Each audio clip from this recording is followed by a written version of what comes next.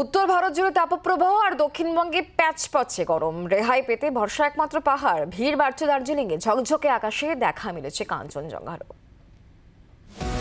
দার্জিলিংয়ের পর্যটন মরশুমের এটাই শুরু, আর শুরুতেই কেল্লাফতে ভিড়ে গত বছরকেও টেক্কা দিল দার্জিলিং। প্রায় সব হোটেল লজের বুকিং ফুল। বুকিংয়ের খাতা ভর্তি জুনের দ্বিতীয় সপ্তাহ পর্যন্ত। গরম এড়িয়ে পাহাড়ি ঠান্ডায় মন ভালো পর্যটকদের। কলকাতা থেকে আসছি, এই সিজনটা মোটামুটি খুব ভালোই লাগছে।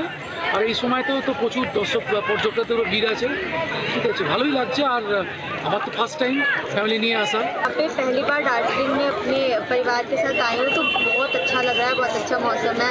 और ये यहाँ का जो कल्चर है उसके लिए उसे एक्सप्रेस करने के लिए पहना और बहुत अच्छा लग रहा है। दिल्ली एनसीआर से आए हैं और दार्जिलिंग फर्स्ट टाइम आए हैं और यहाँ बहुत अच्छा लग रहा है। हमारे यहाँ पे तो बहुत ज़्यादा टेम्परेचर है, बर्दाश्त नहीं हो पाता गर्मी, लेकिन यहाँ तो ऐसा लग रहा है जैसे हम जनवरी में आए हुए हैं और यहाँ थोड़ा ठंड भी महसूस हो रहा है। দার্জিলিং যদিও এখন 12 মাসের টুরিস্ট ডেস্টিনেশন, তবে এবার একেবারে তুলকালাম ভিড়।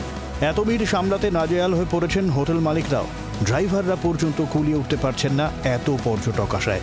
অতিরিক্ত ভিড় সামাল দিতে ইতিমধ্যেই বাড়তি দুটি জয় রাইড টয় ট্রেন চালাচ্ছে দার্জিলিং হিমালয়ান রেলওয়ে। গরমের হাত থেকে বাঁচতে দুর্গাপুজোর মতো ভিড় শৈল শহরে। দার্জিলিং থেকে কায়েস আনসারি রিপোর্ট, জি 24 ঘন্টা। বাংলার আওয়াজ, বাঙালির আবেগ, জি 24 ঘন্টা।